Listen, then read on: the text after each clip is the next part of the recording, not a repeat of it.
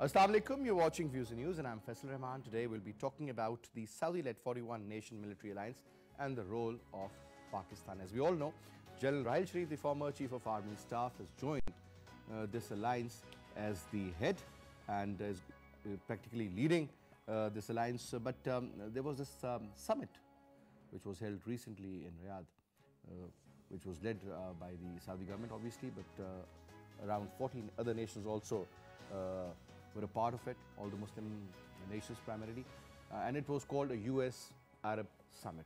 Donald Trump was there. Unfortunately, I'll be very honest and very straight here that what we were expecting, we did not get that.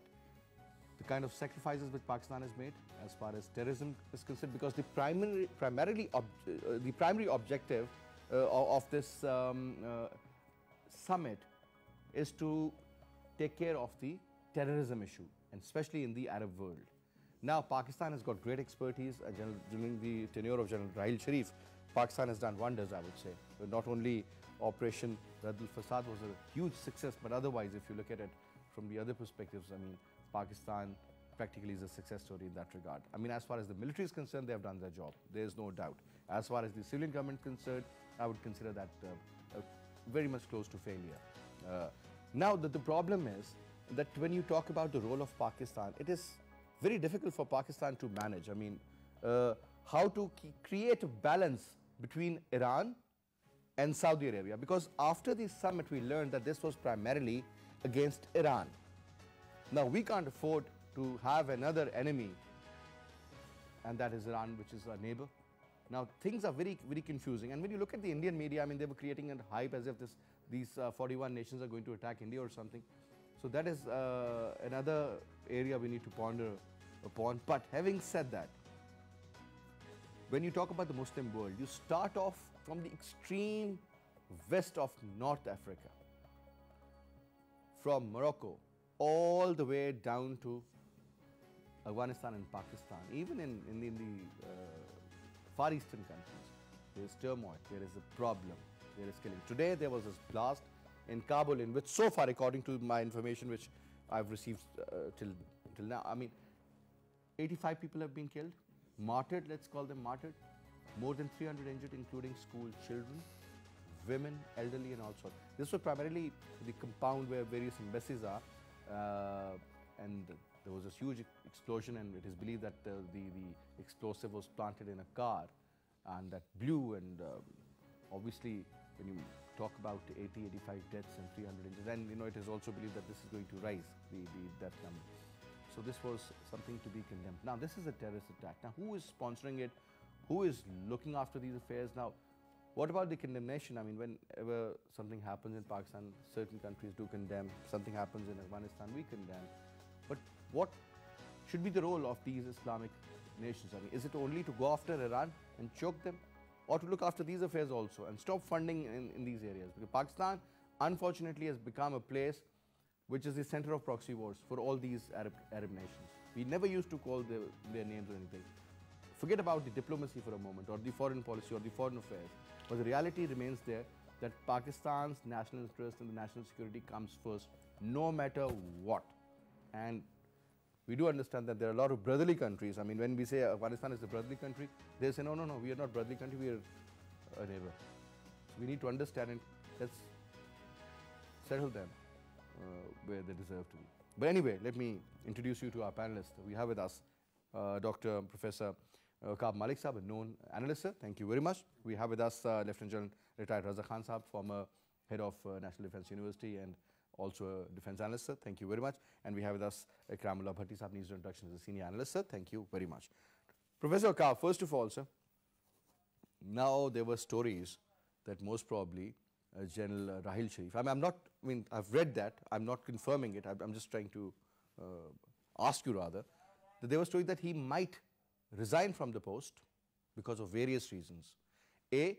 Egyptian President, General Sisi, who's a dictator, who ousted Morsi, who was an elected head of the state and who is in jail at the moment, few of the people were killed, he came over, took over, believes that the head should be from the Arab world, And secondly, the kind of position Pakistan should have enjoyed, being the only nuclear state and the country whose former Chief of Army Staff was heading this alliance, should have been given some weightage, and unfortunately it wasn't. Let's start off from there, sir. Let's understand that this meeting about a week ago in Saudi Arabia, with Donald Trump, was a meeting amongst Arab states. And Pakistan was a guest and should have been given the due recognition, but it was not. But not as an Arab state, as an allied state of the Arab world, and which has been allied state, which has been who's heading the helping alliance, which has been helping them for a long time. In allied states, in the sense that our brotherly relations for many years, not just in this particular manner. So then here we come. Let's forget about all the politics that have been around to come to this point. Let's look at the facts on the ground here. I don't know about the speculation behind whether General Raheel Sharif should resign or not. I do question why he's gone there in the first place to become the head of essentially what they say is a Muslim alliance, but is essentially an Arab alliance to further the aims. It's a Sunni alliance. But in essence, to further the aims, unfortunately, of Saudi Arabia and some of the Gulf states against Iran.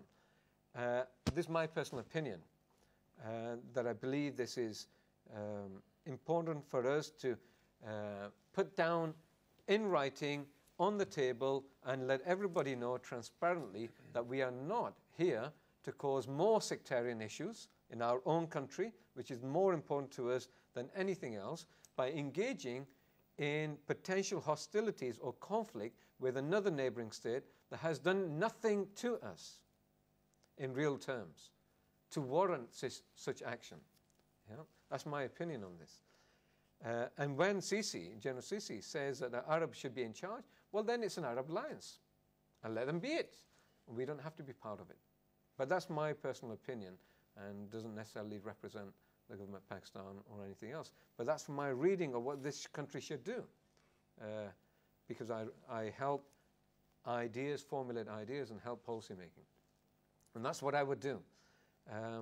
Whether people like this or not, that's what I would advise. We have been through tremendous problems over the last 15 years and longer. And we don't want to add more fuel to the fire, which is now dying down. And we've been very successful in this, as you just mentioned earlier. And I think it's very important for us to recognize that we've come through a storm. And it's just not a normal storm. This has been one of the Category 5 tornado, I would say, existential storms that can cause a country to destroy. And we've come out it stronger. And we're looking at a much brighter future. And we might have to go it alone in this respect. And if that is a case, then we'll all be it. Yeah. Jail Saab, if I may ask the same question to you, sir. Your take on that, sir. Okay, Bismillah ar-Rahman ar-Rahim. First of all, I think it is incorrect to call that alliance a Sunni alliance. I think that's the narrative which some Western countries, that's the narrative which India might like to give it. Remember that many of these 41 countries or so, they have a very large segment of Shia population, which includes Pakistan as well. So we should not call it that. But sir, primarily when you look at it let me complete. From the Saudi perspective. I mean, let me finish my answer, please. Please, go ahead. You can interrupt later on. No, okay. So let me give you my perspective on that, and of course, then there can be a debate and a discussion on that. So it is essentially, so far what we know about it is an alliance against, ISIS, against Al-Qaeda. And I think yesterday's paper, it also made a mention of an alliance against rebels of all these countries. And probably the foreign minister is going to give a formal statement on account of this in the Senate. He was supposed to give that today, but I think that has been postponed. I believe it is some kind of an alliance for the internal security of all these countries which are involved. I think it will not have any external component, like some people like to call it, an Islamic NATO or things like that. Because NATO itself, is more oriented towards beating external threats and going outside their boundaries. Okay, so that's essentially the difference. The second thing is that, the mandate or the charter of this alliance is still very unclear as against NATO, which is very clearly laid down. They know about it, the whole world knows about it, and that has been discussed and debated within the parliaments of all the member countries of NATO. Here, unfortunately, it is yet to be debated in any countries of the world. And I think the reason is that it is very unclear. And I think after the statement of Mr. Sataj Aziz in the Senate and later on probably the defense minister, we will have more clarity on the purposes of this alliance. Having said that, again, you made a mention, and very rightly, of Indian concerns about this alliance. Look, I mean, this alliance very clearly talks of dealing with terrorism of all kinds, state-sponsored and non-state sponsored. What is happening, I would say, I'll bring it back, to Pakistan. And you very rightly talked of, serving the national interest of Pakistan. So if this alliance can actually favorably serve the national interest of Pakistan, then why not? And when I say the national interest of Pakistan, I'm talking of the national security interest of Pakistan against Pakistan's adversaries. Look, what is India doing within Pakistan? We talked of, what we have been through in the last 15 years or so. Correct. So, I mean, at least half of it is state-sponsored from India. Some is coming from Afghanistan. I mean, India is using the Afghan soil. They are using, the Afghan refugees to bring in this terrorism against us. So, I think if Pakistan has any intentions, let's say, to help the government of Saudi Arabia by way of its internal security, not against any other country or a third country, and if it can stay within the boundaries of Saudi Arabia, and I think that is what the state of Pakistan has very clearly said, that if we have to go, to the defense of the Saudi Arabia, of the two holy mosques, we will always do that. That is actually some kind of, an obligation of the people of Pakistan and the government of Pakistan, and we will have no hesitation in going there. But of course, there has to be a quid pro quo. Is there any agreement between Pakistan and Saudi Arabia, an official written agreement I that we will so. take care of the sovereignty? When you talk about sovereignty, sir, it's a huge word. Yeah, I will say. I mean, when you look after the Yes. two holy mosques, I mean, that makes a lot of sense. I think every Pakistani is ready to die for that. Yeah. I will tell you. No, let me answer. There are protocols between Saudi Arabia and between Pakistan, and those protocols are, I think, more than 2 decades old. Pakistani troops have been stationed there for a very long time. There was a complete brigade of Pakistani troops stationed in Tabuk for a very long time. There are still Pakistani advisors sitting in Saudi Arabia, giving them, training, advice for their security threats. So it is not something new. Saudi Arabia and Pakistan have bilaterally been having these kinds of an arrangement for a very long time, irrespective of which government was here in Pakistan or in Saudi Arabia. So that is another point. The third point is that rumors about General Rahil resigning or coming back, appearing on WhatsApp and stuff like that. Probably that was part of the discussion yesterday. And we know in the latest Time magazine, we know that bots were deployed by Russia, reportedly, in the US elections, and there are even sort of reports that they even did it in the French elections. Indians are definitely doing that in Pakistan to manage the perceptions of Pakistanis about anything, that could actually promote the national interests of Pakistan. And they are in, to make us fight. This is also, I believe, one of the agendas of the West to make Muslims fight with each other, Sunnis against Shias, and so on and so forth. So when Trump comes to Saudi Arabia and signs a deal worth, I mean, for the next 10 years, T50, for the immediate purposes of $110 billion, and you're talking about $110 billion. Yes, there's a lot of money, yes. Almost more than 1/3 of the total GDP of Pakistan. And when you talk about 350, that's more than the GDP of Pakistan. That is the kind of deal they've made. And the interesting part is, like, you know, when you get an ice cream and you pour some nuts on top, the nuts were given to UAE also, worth about a few $1 billion as well. So now the interesting part is, Kamla Bhatti Saab, that when you look at this overall equation, to me, honestly speaking, it seems that Saudi Arabia and Iran, and we're right in the middle, you know, just like a cricket match and running. You know, a step towards Iran means a step away from Saudi Arabia. A step towards Saudi Arabia means a step away from Iran. Would you agree with that, sir? You see, let me go back to the alliance first. Please. The official name of the alliance is IMF, Islamic Military Alliance to fight terrorism. To fight terrorism. IMF AFT. Nowhere there is a Shia-Sunni divide in it. It's very clear, and we have, as Janraza pointed out, we have countries, we have significant population segment of Shia, and hence it would be unfair to label it as the Sunni alliance against Shias. And it is in fact those forces which are not happy with this, they are trying to malign it, cast aspersions on it, and thereby discredit the entire effort. You see, when European Union was created, it was essentially created to end 300 years of austerities among the member countries. Correct. So here, if we have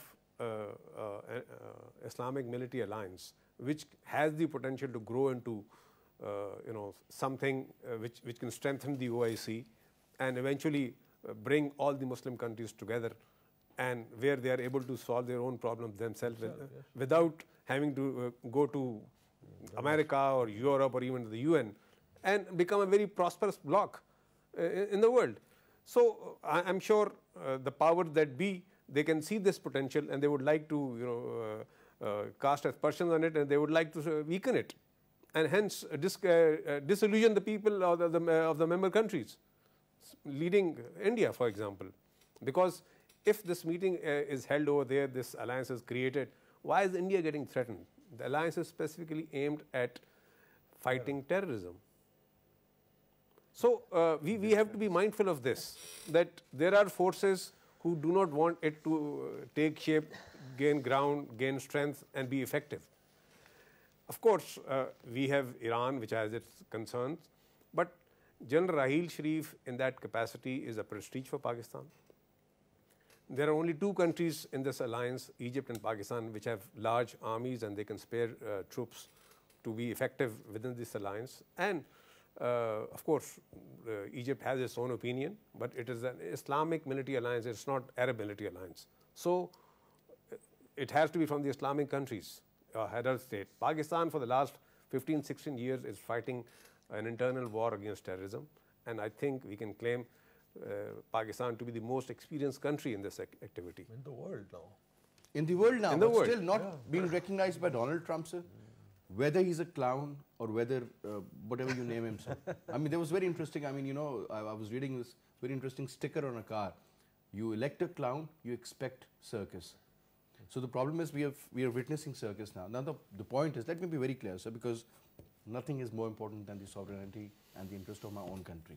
Not even my job, nothing else. Now the point is, when you talk about, they were so Iran specific.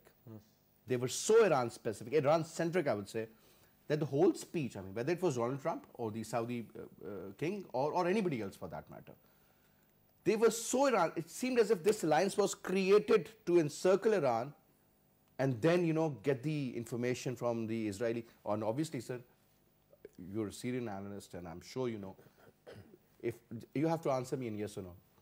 Is the Saudi intelligence working together with the Israeli intelligence against Iran or not?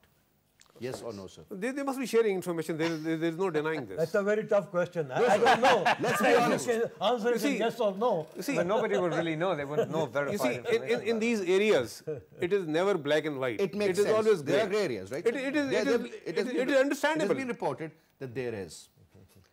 They've been working together in Yemen. What are we talking about? With physical action from Israeli planes have been photographed. I understand what you're saying, but I've got to concur with Faisal here. Is Iran part of this alliance? Let's look at fighting terrorism. Who's supporting who and which groups in Syria and Iraq? and who they're fighting against is generally seen as a proxy war between Iran and Saudi. Now, why would Saudi create an alliance to allow a country that it sees as an enemy? Not just recently, for decades, in fact. Historically. Historically as well, by the way, and this goes back hundreds of years between the Arabs and the Persians, right from the beginning when the Persians were fighting the Byzantines and the Arabs under Khalid bin Walid fought a guerrilla war because two empires were engaged in war for 1,000 years and were thoroughly tired of it, and it was easy to take over. And that is something Iran does not want again, and doesn't want to be under the yoke of the Arabs as far as they're concerned, and that's their mindset. But let's look at the practical side of it. Ideally, yes, it's all very well and good, but practically speaking, I don't think this is a case. That practically speaking, why were they not there? That seems a bit obvious. When Trump's there and Iran's there, that would have been a different dynamic altogether. It would have been fun to see, actually, and see the comedy developing from that. What has happened? You know, but that's the point, you see. Why is Iran not been invited in as an equal partner as any other country? Should have been there. And it's not. And let's look at, we were talking about, I heard that this show has been about the potential of this alliance and the feasibility of it. The fact that the capacity of all the other countries, and you just mentioned earlier on that Iran and Egypt are on a certain parity as far as the level of military, but Pakistan, Egypt, Turkey, Saudi Arabia and Iran. But These we are are the 5 major far strong Muslim countries. But when we look at it, what are the other countries going to contribute, really? Yeah? What are they going to contribute to this? Moral and support. how is it going to unify all the countries to fight terrorism when the complex dynamics of terrorism in each of the country is so different from each other and contradictory and opposing each other to many extents, because other countries are involved in this through financing and building up the jihadis in Pakistan through the different avenues, and you know who it is. How are you going to fight terrorism when you're now going to be targeting each other in the alliance? Who created ISIS, and who sponsored ISIS, who financed ISIS, who is still financing ISIS. And on top of that, you know, them? and since you also mentioned the word ISIS, Al-Qaeda, or even rebels. There was a story that the rebels against Turkey, they're again being taken care of by the Americans. And is Turkey part of this So, alliance? you know, I mean, things are not, you're very right, it's a very confusing Complex. grey area. Okay, you see, what ideally should have happened is that by this conference, you know, Arab, Muslim, American conference, I think the role of the OIC has gone into the background. One would have wanted to see all this happening under the OIC, like the United Nations. You know, after all, in the United Nations, all the countries are invited. In the United Nations, Iran has the point, there the United States has the point, Cuba has the point, India, Pakistan, everybody. So probably for the future, I think Pakistan should endeavor that they should convince these countries, if it can, that in future, I think Iran should be invited. They should be, and if there are any issues between Saudi Arabia and Iran, or for that matter, any other countries, you know, this is the forum. OIC is the forum to sit and discuss it, and there could be mediators found amongst or within the Muslim countries, you know, to reduce the differences between the two. As I said, you know, otherwise the West and others are there to make you fight between and amongst each other. Okay. The next point that I'd like to make is that, look, this international center, which was open in Saudi Arabia against counter-terrorism, I think Pakistan would probably in a position to contribute significantly towards imparting, you know, its own experiences to all those, you know, who may want to benefit from it.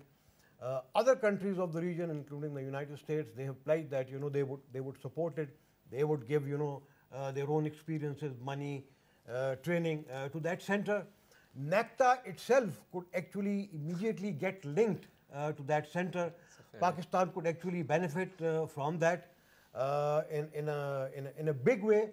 NACTA, if you talk to them, and I am actually a member of one of the organizations of NACTA, they are already establishing linkages with a large number of countries of the world, because NACTA is eventually one day, inshallah, it will be the Pakistan's think tank on curbing terrorism, formulating a narrative to counter terrorism in Pakistan and extremism. So these are some Is of the it that benefits. is really that functional at the moment, sir? No, Which- it's just what- been what- inaugurated. Yes, It never absolutely. It never really has been. I Well, was no, no, engaged with them I for will a long not agree time. with you. I think you need to visit them. I've You been need to. engaged with them since Okay. 2009. All right, but I think you Till you 13. need to go and visit, the NACTA chief now, what progress they have made. And look, I mean, they are evolving.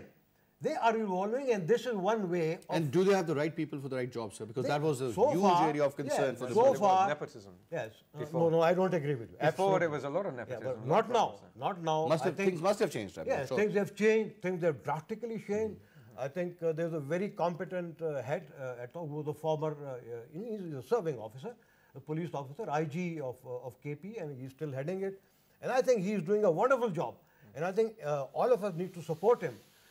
He is having difficulties, but as I said, we need to support NACTA, because that's our own national agency, premier agency, inshallah. One day. Absolutely. Obviously. So we should see, how Pakistan can benefit from this coalition. We should not straight away condemn it, as some people want to do it. Let there be a debate.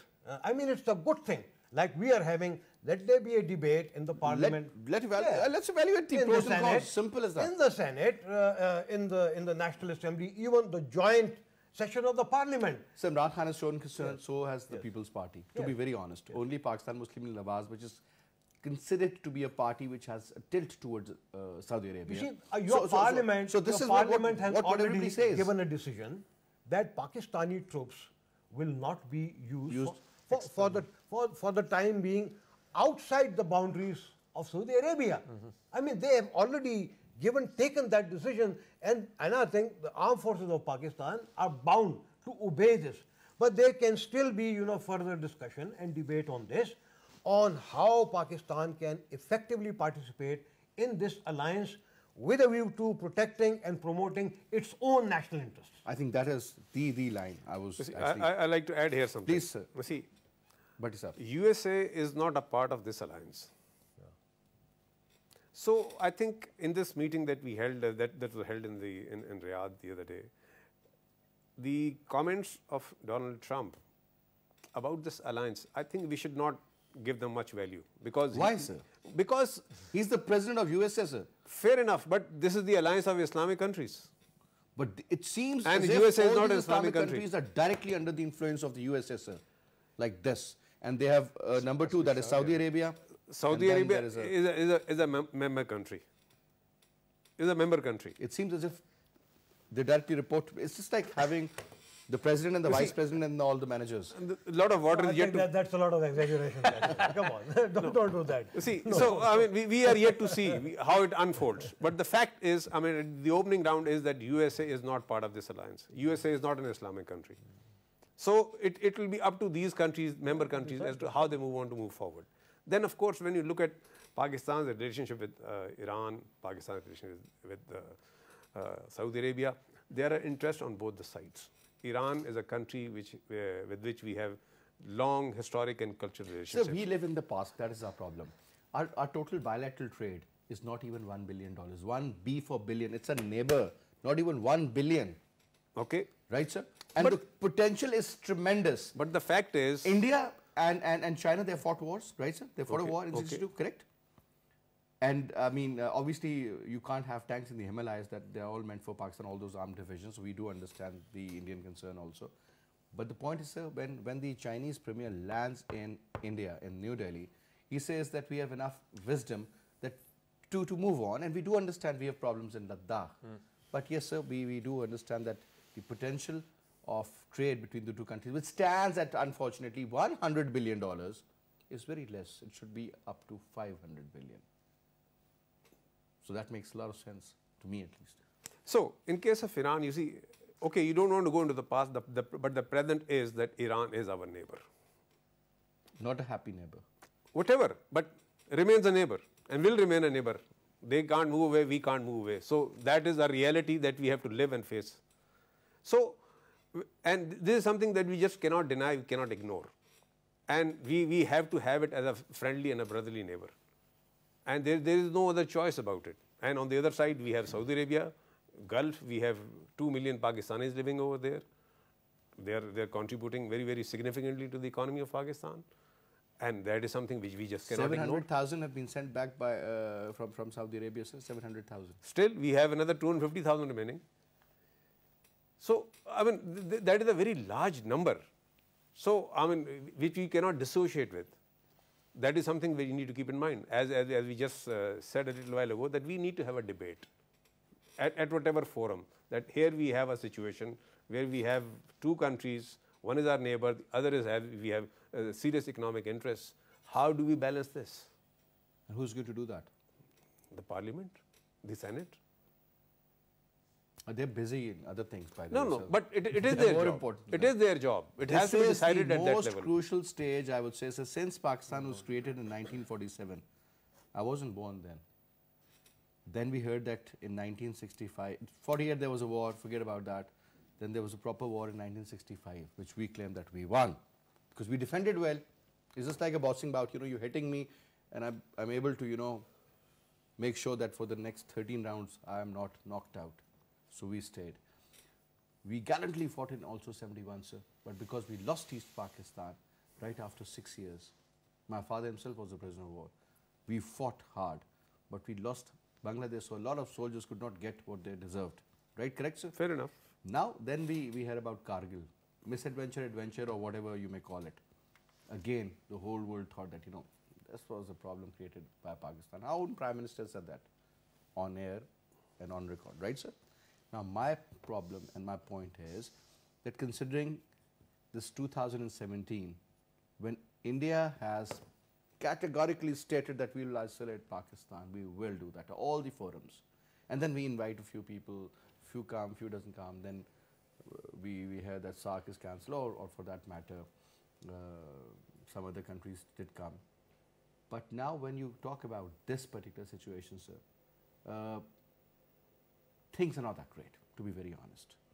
Look at Pakistan internally, divisions among people, Sindhi, Balochi, Punjabi, Pakhtun, statements coming from Punjabi politicians against the Pashtun politicians, and then from Pashtun to Sindhi. You know what I'm saying? Because the demographics is very, very interesting also.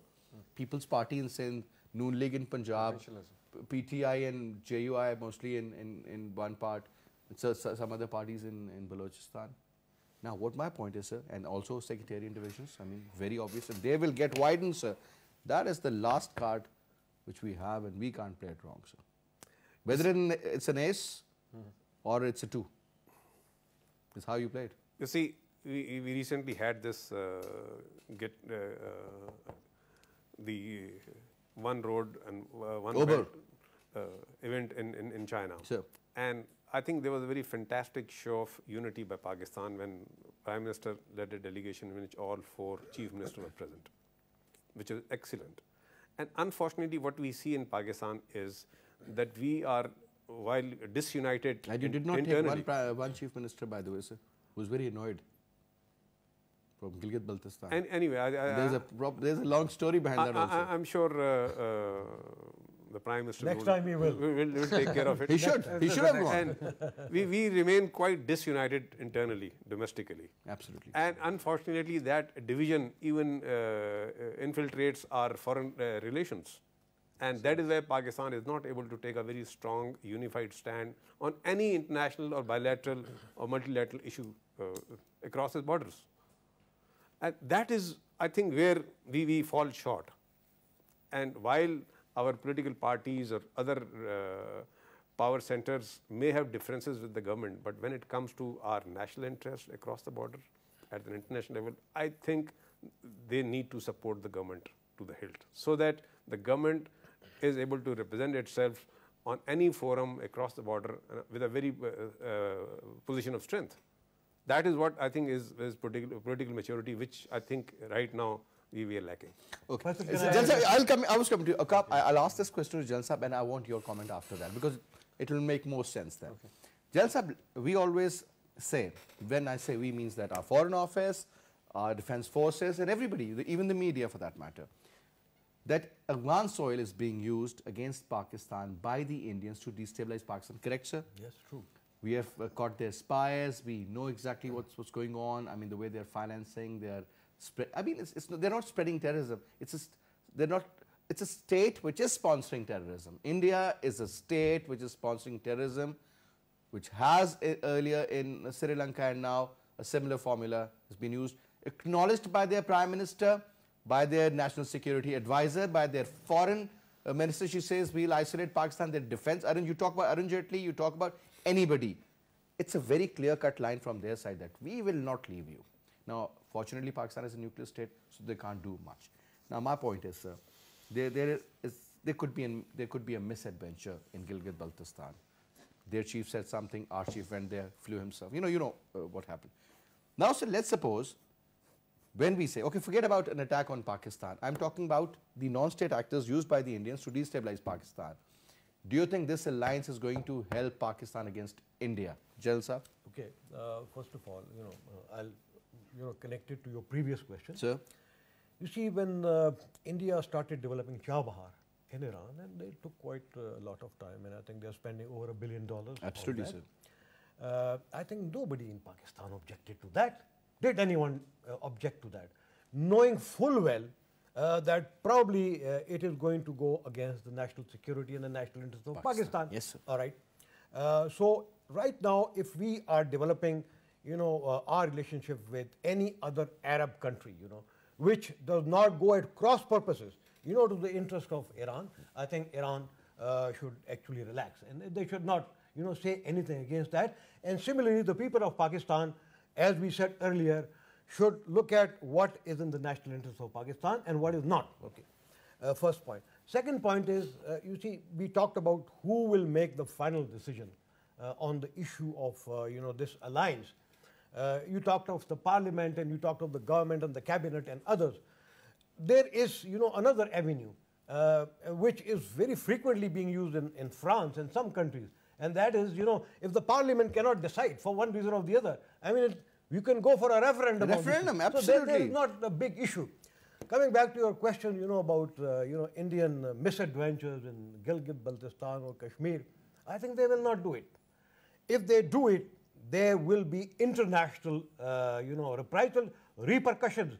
They will not be only hurting the national security interest of Pakistan.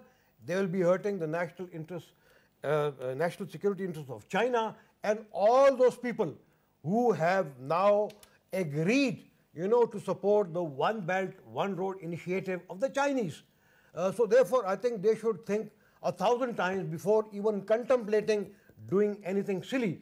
And let me tell you that the armed forces of Pakistan would actually, they are in a complete position to actually undo whatever the Indians may want to do. So I would not really worry too much about this kind of an adventure by the Indians. What about the non-state actors, sir?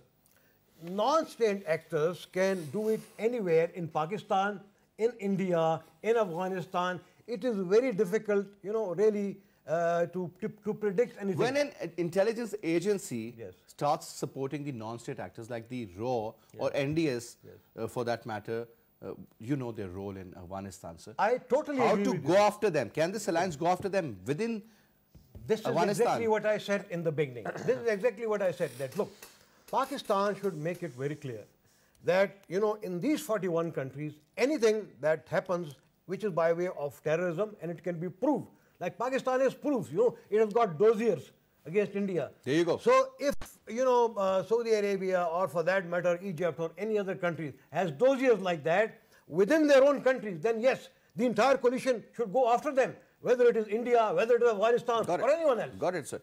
The interesting part is, we call him the person who massacred so many Muslims in Gujarat. He was denied the visa of USA, same country, right? Now, when Narendra Modi goes to Saudi Arabia, gets the highest civil award by none other than the Honorable King Salman bin Abdulaziz. Right, sir? Custodian of the Holy Mosques. Both of them. Right, sir?